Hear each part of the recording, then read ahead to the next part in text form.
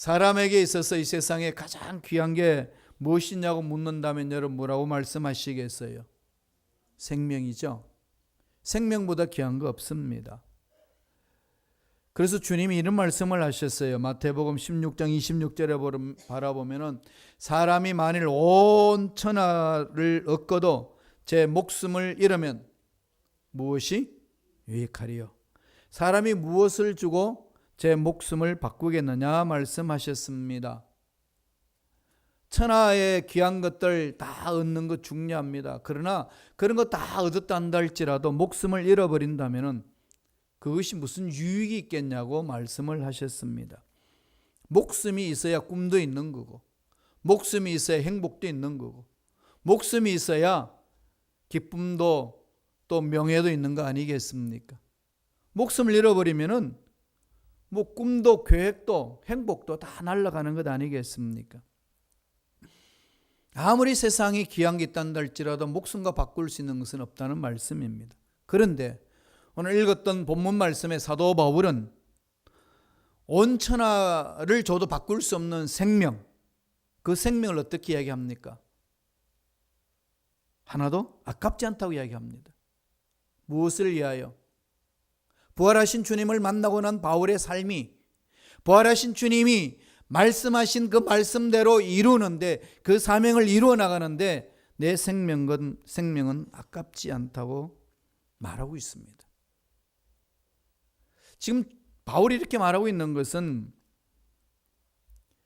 에베소 있는 교회의 장로들을 밀레도에서 불러냅니다. 그리고 고별 설교를 하면서 마지막으로 당부하는 그 말입니다. 앞으로 예루살렘을 가야 되고 그 예루살렘에 가는데 무슨 일이 일어날는지 모르는 상황 속에 죽음을 앞둔 그 상황 속에서 고별 설교를 하면서 외친 말입니다. 나는 주님의 일을 하는 데 있어서 주님이 주신 사명을 이루는 데 있어서 내 생명도 아깝지 않습니다. 어떻게 이렇게 말할 수 있을까요? 제가 어저께 이 새벽 설교를 다듬으면서 교회 사무실에 새벽 2시 반까지 사무실에 있었습니다. 오늘 2시 반까지죠, 그죠? 그러면서 계속 묵상을 했어요. 묵상을 하니까 꼬리에 꼬리를 물면서 이렇게 사무실 박차고 나갈 수가 없었어요. 그래서 새벽 2시 반까지 오늘 예배를 드려야 되기 때문에 눈을 좀 붙여야 되고 씻어야 되기 때문에 새벽 2시 반에 사무실을 나갔습니다. 그때까지 계속 묵상했던 거는 어떻게 이렇게 말할 수 있을까? 도대체 바울 속에 무엇이 꿈틀거렸기 때문에 이렇게 고백할 수 있을까? 딱 한마디로 결론 내릴 수 있는 거 아니겠어요? 부활하신 주님을 만났기 때문에. 부활하신 주님을 만났어요. 지난주로 부활주의를 보냈습니다. 이젠 대한민국에 뿐만 아니라 전 세계 기독교 공동체가 부활주일까지는 큰 행사를 치르는데 부활주일 딱 끝나고 나면은 부활이 없습니다. 설교도 부활을 많이 하지 않고 성도들도 부활에 대해서 관심도 없는 듯이 그냥 살아갈 때가 많습니다. 부활의 능력을 체험했던 삶이 어떤 것인가 오늘 바울이 보여주는 거거든요. 부활은 죽임을 죽인 사건 아니겠습니까? 죽음의 뿌리를 잘라버린 죽음의 세력을 완전히 극복한 그 사건이 부활 사건 아닙니까? 부활이라는 것은 죽음에서부터 출발합니다. 죽음이 없으면 부활도 없습니다. 죽음에서부터 부활이라는 것은 죽음을 죽이고 새 생명을 얻었다는 거 아니겠어요? 그러나 저와 여러분 삶에도 언제나 죽음 같은 것을 늘 체험하는 거죠. 다시 말씀드리면 절망을 극복하고 난 이후에 희망을 선포하는 게 부활의 삶 아닙니까?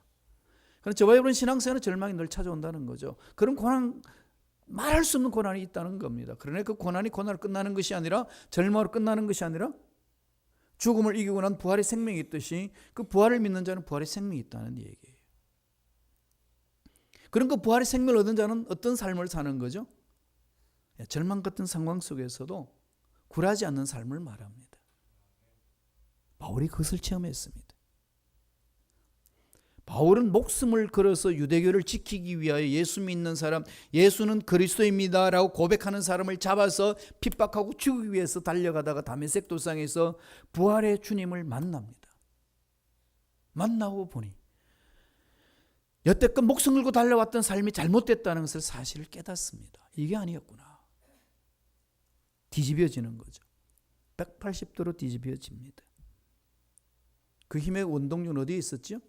부활의 주님을 체험했기 때문에 완전 다른 삶을 산 겁니다.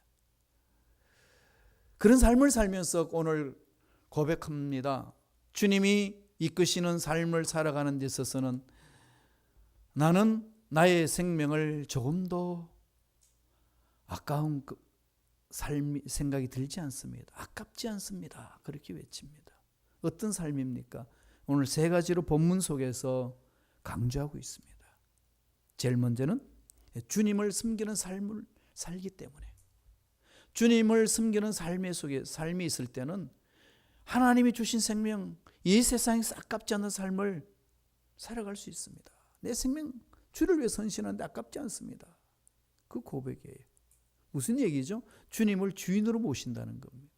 내가 주인이 아니고, 내가 가진 것이 빼앗기고 내가 가진 것이 없어지고 내가 원하는 대로 이루어지지 않을 때는 얼마나 안타까워하고 괴로워하고 두려워합니까? 왜 그럴지요? 그 상황 속에서 그 삶에 있어서 주인이 내가 되기 때문에 노심초사하고 괴롭고 고통스럽고 안타까운 거죠.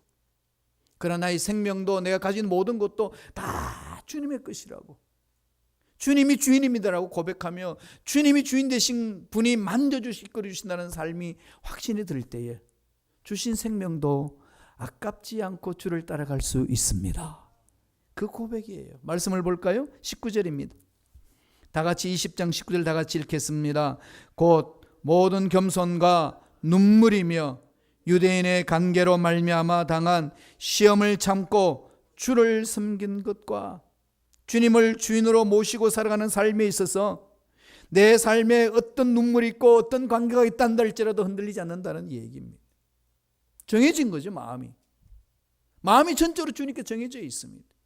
우주 만물을 창조하시고 내 인생 전부를 책임져 주시는, 내 인생의 모든 문제에 답을 가지고 계시는 그분께 내 마음을 집중합니다. 내 마음을 그분께 다 던졌습니다. 그분이 만져주십니다. 이 확신이 있기에 그분이 명하는 일을 행하는 데 있어서 힘든 일이 있다고 뒤로 물러서지 아니하고, 눈물이 있다고 주저앉고 좌절하지 아니하고, 악한 것들이, 악한 흑암의 세력들이 나를 넘어지도록 미혹하고 관계가 있단다 할지라도 나는 주를 섬기는 일을 멈추지 않습니다. 그걸 고백을 하는 거죠. 부활의 주님을 만난 자가 말할 수 있는 겁니다. 주님을 섬긴다는 것, 주님을 주인으로 모신다는 것, 주님이 주인 되시기 때문에 내 현실의 삶에 있어서 흔들리지 않는다는 얘기입니다. 하나님의 사랑을 체험한 사람들이 고백하는 거 아니겠어요? 초대교회 이 제자들이요, 그 부활의 주님을 체험하고 성령의 놀라운 기름 부으심을 받습니다. 그러더니 여태까지 살았던 삶의 가치관을 다 팽개쳐버리고 새로운 삶의 가치관을 갖습니다. 자기 의지 결단도 아닙니다. 성령이 이끌어주시는 거죠. 말씀에서 그것을 보여줍니다. 사도행전 5장 41절 보세요. 사도행전 5장 41절, 우리 큰 목소리로 한번 읽어보실래요? 여러분 읽을 때는요 좀 이렇게 소리내서 읽으세요. 소리내서 읽으면요 내 영혼이 됐고 내 온몸이 됐고 내 피부가 됐습니다. 이게 언어의 힘은 강하지 않습니까? 그냥 이렇게 어물어물하지 마시고 큰 소리를 내세요. 이 말씀이 내 가슴에 새길 수 있는 길입니다. 다 같이 큰 목소리 읽습니다. 사도들은 그 이름을 위하여 능력받는 일에 합당한 자로 여기심을 기뻐하면서 공의 앞을 떠나니라. 놀라운 고백 아닌가요? 어떻게 예수님의 이름을 위하여서 살아가는데 칭찬 듣는 삶이 아니라 능력을 받는다고 그럽니다. 그러나 그는 능력 받는 일에 뭐라고 그럽니까? 합당한 자로 여긴다. 합당한 자로 여길 뿐만 아니라 뭐 하죠? 기쁜 거예요. 기뻐하면서 가는 거예요. 이걸 옛날에 제가 학생들 가르쳤더니 능력 받는 일이 요새 자기들의 언어로 바꾸면 뭔지 아십니까? 목사님 그러 뭔데? 그랬더니 쪽팔린 일이 당해도요. 걔네들이 말로 그래. 예수 믿다가 예수님 말씀을 순종하는데 쪽팔린 일이 당해도 그거 아무것도 아닙니다. 기쁨이 있다는 거예요. 무슨 힘으로? 부활의 능력으로. 여러분 부활을 체험하고 난 이후에 저와 여러분의 삶은 이 삶이 되어야 된다는 거예요. 그냥 부활절을 보냈으니까 땡 끝나는 게 아니고 주님이 죽음을 짓밟아버리고 죽음의 뿌리를 뽑아버리고 새 생명을 주신 그 능력을 체험하게 하신 그 부활의 능력을 맛본 우리들의 삶은 예수 이름으로 나간 어떤 능력이 있단다 할지라도 두려워하지 아니하고 낙심하지 아니하고 오히려 그 일로 기뻐한다는 거예요. 예수님 때문에 기뻐한다. 주로 인하여서 기뻐합니다. 그러면 예수 믿는 저와 여러분 삶의 얼굴은 어떡합니까? 기쁨이 확 나는 거죠. 일이 잘 안 풀어지든 계획대로 되든 안 되든 늘 하나님이 내 인생의 주인이라는 그 마음이 집중되어 있습니다. 13장 50절 52절 볼까요? 사도행전 13장 50절 52절 다 같이 천천히 읽어보겠습니다. 이에 유대인들이 경건한 기부인들과 그 신의 유력자들을 선동하여 바울과 바나바를 박해하게 하여 그 지역에서 쫓아내니 두 사람이 그들을 향하여 발의 뒤끝을 떨어버리고 이고니온으로 가거늘 제자들은 기쁨과 평안이 충만하니라. 핍박을 받아 쫓겨나는 상황임에도 불구하고 기쁨과 성령이 충만하더라. 내 계획대로 일이 되지 않는다 할지라도 기쁨과 성령으로 충만하니라. 하나님이 책임져 주실 줄로 믿기 때문에 그럴 수 있다는 겁니다. 이게 부활을 체험한 자들의 삶 아니겠습니까? 인생사 찾아오는 문제 한두 가지입니까? 인생사 앞으로 생각하는 절망증이 한두 가지입니까? 하나 문제 해결하면 다른 문제가 찾아와서 얼마나 괴롭힙니까? 그럴 때마다 우리의 삶은 어떻게 되나요? 부활하신 주님의 능력으로 능히 맞짱 서서 이길 수 있는 일꾼이 될 수 있다는 겁니다. 무엇으로? 부활의 능력으로. 그러한 은혜가 넘쳐나길 축원합니다. 주님을 주인으로 모시세요. 주님은 마이 로드입니다. 나의 주인이에요. 주인이 간섭하시고 다스리는 것 아니겠습니까? 주님은 나의 주인이십니다. 힘들고 어려울 때마다 그랬어요. 이 사업장의 주님이 주인이십니다. 직장 생활에 힘들고 어려울 때마다 이 직장의 모든 관여도 주님이 해주실 줄로 믿습니다. 내 가정에, 내 자녀들의, 내 앞날에 답답한 문제, 아무리 세상적으로 내가 경험한 바로 내 방법을 풀려고 해도 안 풀리는 문제 앞에 놓여있을 때 외치세요. 주님이 주인이십니다. 주인 대신 주님이 풀어주실 줄로 믿습니다. 외치는 겁니다. 두 번째 사도 바울은 어떤 삶으로 표현을 합니까? 회개와 믿음을 정언하는 삶. 날마다 하나님의 능력을 사모하기에 날마다 자신을 돌아보며 회개하는 거죠. 하나님과 우리의 사이가 막힌 게 뭐가 있습니까? 죄 때문에 그렇잖아요. 하나님의 능력이 부족해서도 아니고 하나님의 손이 짧아서도 아니고 하나님 앞에 올바른 관계가 형성되지 않으니까 그 능력을 맛보지 못한다는 거죠. 그러니까 무기력하니까 예수 그리스도에 대한 믿음이 사라지는 겁니다. 그러나 바울이 주님을 향한 잘못된 것들을 통해 자복하고 주님을 향한 그리스도의 그 사랑을 체험하고 난 이후의 믿음, 하나님이 이루어 주신다는 확신이 있으니까 목숨을 바쳐 달려나가도 아깝지 않다고 고백하는 겁니다. 어떤 상황이 있든지 어떤 문제를 만나든지 우리에게는 늘 희망이 있습니다. 뭐가 있기에? 살아있기 때문에. 왜요? 살아있는 자는 늘 회개할 수 있는 기회가 있지 않습니까? 이보다 큰 일이 어디 있습니까? 아무리 큰 일을 만나고 잘못된 일을 행했다 한다 할지라도 두려워하지 마세요. 그냥 그대로 내려놓고 회개하면 됩니다. 구원받는 길은 어디에 있나요? 하나님께 나와서 회개하는 거 아니겠어요? 회개하라. 천국이 갖고 왔는데라. 천국의 출발은 회개입니다. 회개를 하는 자는 천국이 있는 자고 그 천국을 소유한 자는 늘 소망적인 겁니다. 어떤 문제가 있단다 할지라도 문제 없다는 거죠. 그것을 체험하고 나니까 예수 그리스도를 전하는데 담대해진다는 거예요. 나의 삶은 예수 그리스도의 십자가 은혜를 내가 사모하고 그걸 만방에게 전하노라. 그렇게 바울은 외치는 겁니다. 그 당시 예수는 그리스도이십니다. 그리스도라는 말은 뭐죠? 예수는 기름 부음 받은 자요, 예수는 구원자시요, 예수는 메시아이시요, 궁극적으로 예수는 하나님이십니다라고 외치는 겁니다. 그렇게 외치는 것은요, 그 당시에 박해받는 제1호의 대상입니다. 그런 박해받는 거예요. 그렇지만은 바울은 그런 것 아랑곳 하지 않습니다. 거리끼지 아니하고 담대하게 외칩니다. 부활의 능력을 체험한 자의 삶이요, 부활의 은혜를 사모하는 자의 삶이요, 성령이 이끄신 대로 살아가는 삶인 줄로 믿습니다. 그럼 어떻게 우리가 그렇게 나아갈 수 있을까요? 날마다 부활은 죽음을 죽였다, 새 생명을 주셨다, 주 안에는 그런 능력이 있고 예수 믿는 저와 여러분 살면은 그 부활의 생명이 있는 것이고 부활의 능력이 있는 것이고 어떤 흑암의 세력도 우리를 막지 못한다. 이 확신을 갖고 달려드는 거죠. 예수님이 주인이시는 게 이끌어 주시고, 비록 우리가 잘못한 일이 있다는 할지라도 통해 자복하고 돌아서면 되는 것 아니겠습니까? 다시금 주님의 능력 안에 들어가서 주님이 내 인생 책임져 주실 줄로 믿습니다. 이 문제 주님이 풀어주실 줄로 믿습니다. 믿고 달려갈 때에 내 마음에 뜨거움이 일어나는 것이고 하나님 부활의 능력이 나타나는 것이고 하나님의 은혜가 강하게 있기 때문에 하는 선포하는 말마다 능력으로 드러난다는 거예요. 베드로가 그랬습니다. 베드로가 말씀을 전할 때요, 그 당시 그 유대인 동족들이요 엄청나게 그 마음이 막 찔렸어요. 말씀을 볼까요? 사도행전 2장 37절입니다. 다 같이 우리 한 목소리 천천히 읽겠습니다. 그들이 이 말을 듣고 마음이 찔려 베드로와 다른 사도들에게 물어 이르되 형제들아 우리가 어찌할꼬 하거늘. 성령의 사로잡힌 언어, 부활의 능력을 체험하는 언어, 하나님의 사랑을 맛본 언어, 그 은혜는 이런 힘이 있습니다. 부드러운 것 같은데 사람을 마음을 뒤흔들어 버립니다. 이게 하나님의 사랑을 체험한 자의 소리 아니겠습니까? 하나님이 그렇게 만드신다는 거죠. 성령 부활을 체험하고 성령 체험한 이 베드로가 말씀을 선포하니까 그 말을 듣는 사람의 마음에 찔립니다. 마음에 찔려.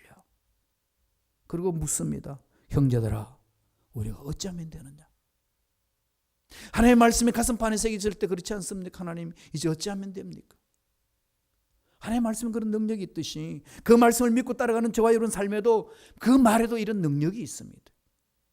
그래서 저와 여러분들은요 말 한마디 한마디가 얼마나 큰 영향력을 주는지 모릅니다. 그 말이 올바랐을 때는 선한 영향력을 끼치고 그 말이 올바른 말이 되지 않을 때는 악한 영향력을 끼친다는 거죠. 비록 우리의 삶이 보잘것없다 할지라도 우리가 하나님의 말씀 안에서 말씀에 순종하며 나가는 내 말 한마디가 어마어마한 영향이 있다는 사실 여러분 아시나요? 기억하셔야 돼요. 부활의 생명을 맛본 자의 삶은 그렇습니다. 그렇게 담대하게 외칠 수가 있습니다. 주님이 부활하시고 나서 성천하시기 전에 제자들에게 유언하신 말씀이 있습니다. 잘하시는 말씀이에요. 한 절만 보지요. 마태복음 28장 20절입니다. 다 같이 우리 한 목소리 천천히 읽겠습니다. 내가 너에게 분부한 모든 것을 가르쳐 지키게 하라. 볼지어다 내가 세상 끝날까지 너희와 항상 함께 있으리라 하시니라. 이 유언이에요. 유언은 꼭 지키지 않습니까? 나의 생명이 은인이 나에게 죽어가면서 나에게 마지막 날을 남겼다면은 나의 생명의 은인 그분이 남긴 말을 여러분 어떻게 합니까? 한 귀로 듣고 흘려버리시나요? 안 그럴 겁니다. 양심이 있는 사람이라면 절대 그러지 않을 겁니다. 의리가 있는 사람이라면 절대 그러지 않을 겁니다. 올바른 사람으로 삶을 산다면 결코 그렇게 살지 않을 겁니다. 지킬 겁니다. 그렇지 않나요? 예수님은 어떤 분이신가요? 우리 죄를 씻기 위하여 십자가에 돌아가시고 우리를 살려주신 분입니다. 그분이 부활하시고 성천하시기 전에 제자들에게 말씀하셨고 오늘 예수 믿는 저와 여러분에게 부탁하시는 말씀입니다. 유언입니다. 뭐라고 말씀합니까? 내가 너에게 분부한 모든 것을 어떻게 하죠? 가르쳐라. 그리고 지키게 하라. 볼지어다 내가 세상 끝날까지 너희가 항상 있겠다. 명령하시고 약속해 주십니다. 실천하라는 거죠. 하나님의 사랑을 맛본 사람이라면은 양심이 있다면 적어도 이 말씀에 여러분 순종해야 되지 않나요? 요새 뭐 세상 사람들께 말하는데 이런 의리는 있어야 되지 않나요? 주님은 주님이고 뭐 죽어야 될 분 죽은 거고 나는 사는 거고 내일 하는 거지 뭐 이렇게 사시나요? 그러진 않을 겁니다. 그렇다면 어떻게 하라고요? 가르치라는 거죠. 그러고 나서 어떻게 하라고 그럽니까? 가르친 걸로 끝나지 말고 지키게 하라. 마귀는요, 옛날에는 예수 믿는 사람들을 잡아서 죽였어요. 그리고 하나님의 말씀을 듣지 못하게 했습니다. 엄청 핍박을 심하게 해서 그렇게 수많은 사람들이 죽어갔습니다. 순교를 많이 당했어요. 현대는 어떻게 핍박할까요? 다 가르치게 합니다. 다 듣게 합니다. 여러분 인터넷 들어가 보세요. 수많은 유명한 목사님들의 설교가 외쳐지고 있지 않습니까? 주옥 같은 말씀들이 얼마나 많이 들리는지 모릅니다. 그런데 마귀 장난은 다 들어 그럽니다. 그리고 그렇게 살지 마. 그건 목사님 하시는 얘기고 그건 믿음이 좋은 사람 얘기고 그렇게 사는 사람 따로 있는 거지 너는 아니야. 그냥 듣는 것으로 만족하는 거죠. 그래서 요새 어떻게 하나요? 솔깃하게 들리는 솔깃하게 좋은 소리 들려주는 그 소리 귀를 기울이지 않으신가요? 예, 사람들하고 만나서 얘기해 보면요, 뭐 유명한 목사님들의 설교 내용을 다 알고 계시더라고요. 뭐 이런 내용 저런 내용 그런 설교를 다 들은 여러분에게 설교한다는 게 얼마나 힘든지 아십니까?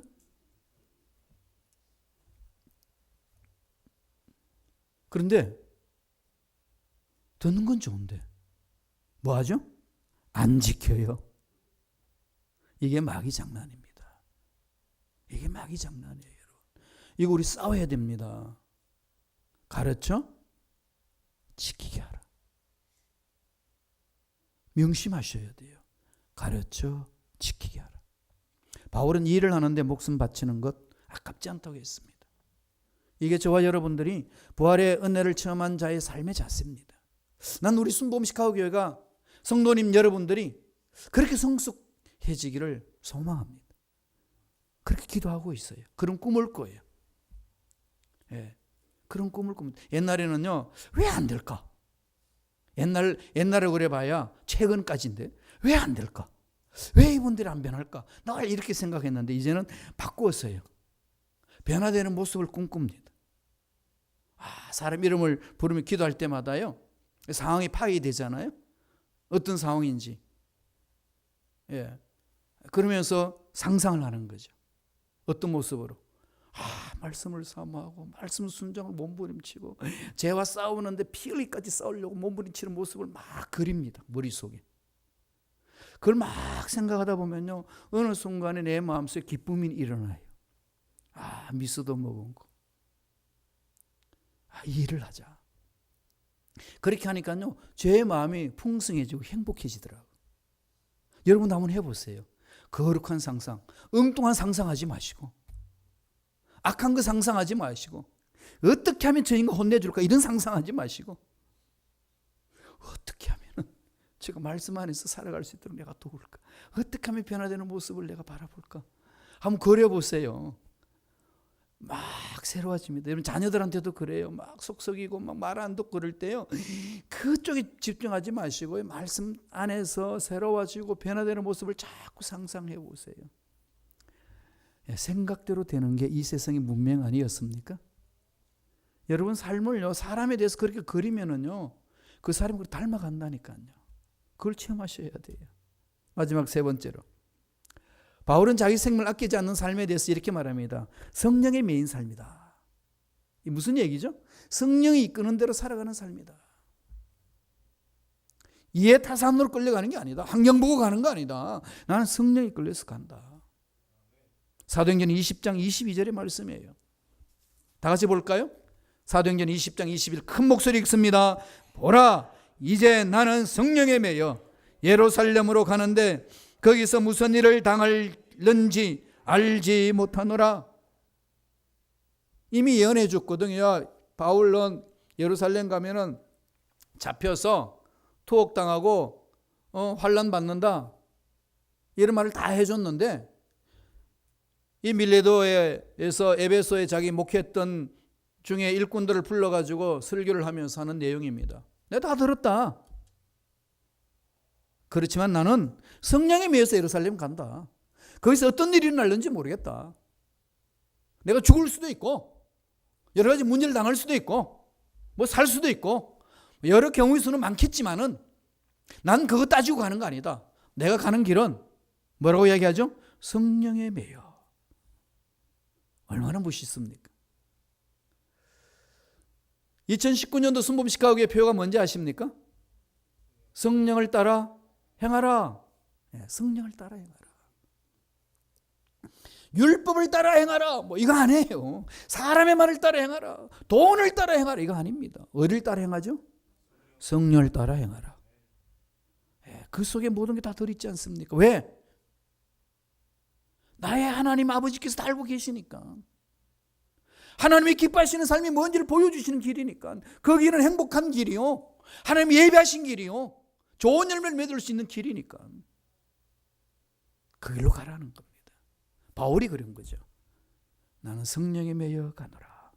죽음이 예상된단다 할지라도 성령이 이끄시니까 나는 가노라. 주님 주신 사명이 있으니까 나는 그렇게 가노라. 이 말씀을 가슴에 어저께 새벽 2시 반까지 막 새겼어요. 그렇지. 우리의 삶은 이거 아니겠냐. 성령이 이끄신 대로 가는 거다. 앞날에 무슨 일이 날 건지 아무리 계획해도 계획대로 되냐?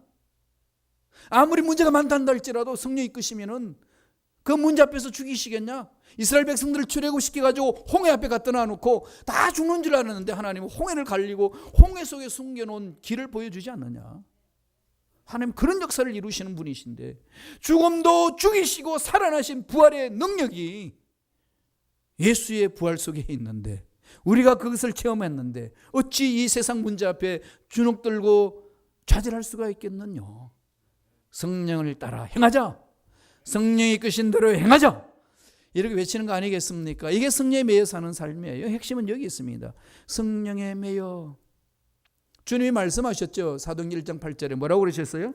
오직 성령이 너희에게 임하시면 너희가 권능을 받고 예루살렘 곧 유대야 사마리아 땅끝까지 내 증인이 되리라. 증인이 되리라. 마르투리아 말투스 말털 순교자가 된다. 순교자가 될 수 있을 만큼 목숨 바쳐 단절할 수 있는 힘은 너희 의지 결단도 아니고 능력도 아니고 경험도 아니고 돈도 아니고 명예도 아니다. 오직 성령이 임하실 때 성령의 능력이 너를 사로잡을 때 가능하다.